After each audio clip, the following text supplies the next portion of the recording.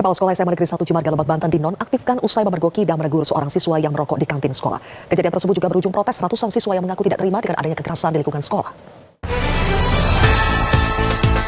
Halo semuanya, perkenalkan saya Gaby Mian Buang Manalu dengan NIM 22272240024 dari program studi Pendidikan Guru Sekolah Dasar Fakultas Keguruan dan Ilmu Pendidikan. Di sini saya akan membahas tentang tinjauan kritis kasus viral di SMA 1 Cimarga.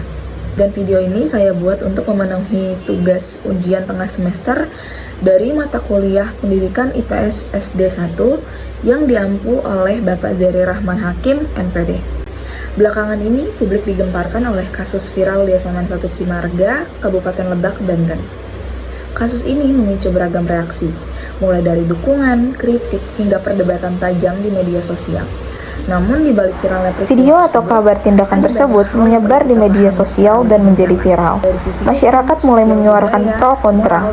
Ada yang menyayangkan tindakan fisik terhadap siswa, dan ada yang menyebut tindakan tegas karena pelanggaran aturan sekolah. Kasus bermula ketika seorang siswa di SMA 1 Cimarga kedapatan merokok di area sekolah saat pelaksanaan kegiatan Jumat Bersih.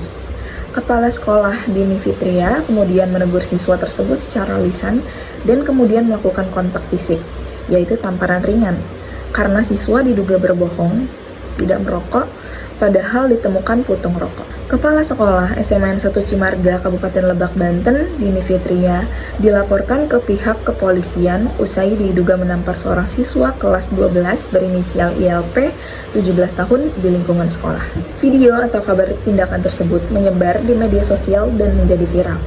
Masyarakat mulai menyuarakan pro kontra. Ada yang menyayangkan tindak fisik terhadap siswa, ada yang menyebut tindakan tegas karena melanggar aturan sekolah. Karena efeknya, sekitar 630 siswa di sekolah tersebut sempat melakukan mogok sekolah selama 2 hari sebagai bentuk protes atau ketidaknyamanan atas situasi sekolah pasca insiden. Pemerintah Provinsi Banten menonaktifkan sementara kepala sekolah sebagai langkah untuk menstabilkan situasi dan melakukan pemeriksaan. Sekretariat Daerah atau Sekda Provinsi Banten menyatakan bahwa pemerintah tidak membenarkan tindakan kekerasan di lingkungan sekolah, dan pada 16 Oktober 2025 digelar mediasi yang melibatkan ibu dari siswa, kepala sekolah, pihak pemerintah provinsi, sekda, dan sekolah untuk mencapai kesepakatan damai. Isi perjanjian damai antara lain, pihak sekolah mengakui bahwa tindakannya tidak dibenarkan secara hukum dan tidak akan mengulangi. Pihak orang tua siswa mengakui pelanggaran tata tertib oleh anaknya dan berjanji mendidik lebih baik. Setelah perdamaian, kepala sekolah kembali diaktifkan menjabat. Pemerintah dan Dinas Pendidikan menegaskan bahwa kawasan sekolah adalah zona bebas rokok, dan siswa yang merokok akan mendapatkan sanksi sesuai dengan Peraturan Menteri Pendidikan dan Kebudayaan Nomor 64 Tahun 2015. Dari segi hukum, setiap warga negara termasuk guru, siswa, dan pihak sekolah memiliki hak dan kewajiban yang diatur oleh peraturan perundang-undangan. Jika terjadi tindakan yang melanggar hak asasi, misalnya kekerasan verbal, fisik, atau pelanggaran etik di lingkungan pendidikan, maka hal tersebut dapat ditindaklanjuti melalui mekanisme hukum dan administratif. Dalam konteks ini, hukum berfungsi untuk memastikan keadilan dan perlindungan bagi semua pihak, bukan sebagai alat untuk mempermalukan atau menghukum secara emosional di ruang publik. Penting juga bagi masyarakat untuk menahan diri agar tidak menghakimi sebelum ada proses hukum yang jelas. Kasus ini tidak bisa dilepaskan dari konteks sosial dan budaya kita. Sekolah di Indonesia bukan hanya tempat belajar akademik, tetapi juga ruang sosialisasi nilai-nilai lokal dan budaya hormat.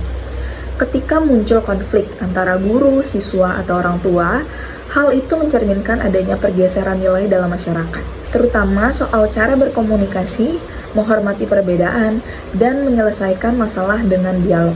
Budaya kita menjunjung tinggi musyawarah dan saling menghargai, bukan mempermalukan atau menebar kebencian.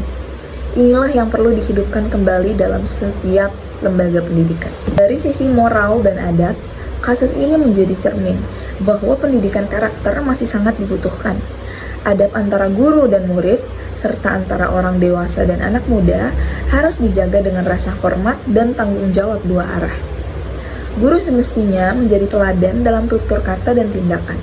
Sementara murid perlu belajar menghormati otoritas pendidikan dengan santun. Ketika adab hilang, maka ilmu pun kehilangan keberkahannya. Kasus ini seharusnya menjadi pengingat moral bagi seluruh elemen masyarakat pendidikan. Dari perspektif profesionalisme, setiap tenaga pendidikan terikat oleh kode etik guru. Guru harus mampu bersikap objektif, tidak emosional, dan memegang prinsip pedagogi. Begitu juga pihak sekolah dan dinas pendidikan memiliki tanggung jawab untuk menangani konflik secara profesional, tanpa intervensi emosional atau tekanan publik. Profesionalisme berarti menjaga martabat lembaga pendidikan, memastikan proses berjalan adil, dan tetap berorientasi pada perbaikan, bukan pembalasan. Kasus viral di SMN 1 Cimarga bukan sekedar peristiwa lokal, tetapi sebuah cermin bagi dunia pendidikan Indonesia, bahwa masih ada pekerjaan besar dalam menumbuhkan budaya hukum, etika sosial, moral, dan profesionalisme di sekolah. Mari kita berhenti menyalahkan satu pihak dan mulai membangun sistem pendidikan yang adil, beradab, dan berintegritas. Karena sejatinya, pendidikan bukan hanya tentang ilmu, tetapi tentang membentuk manusia yang berkarakter dan bermartabat. Sekian tinjauan kritis kasus viral tersebut dari saya. Terima kasih.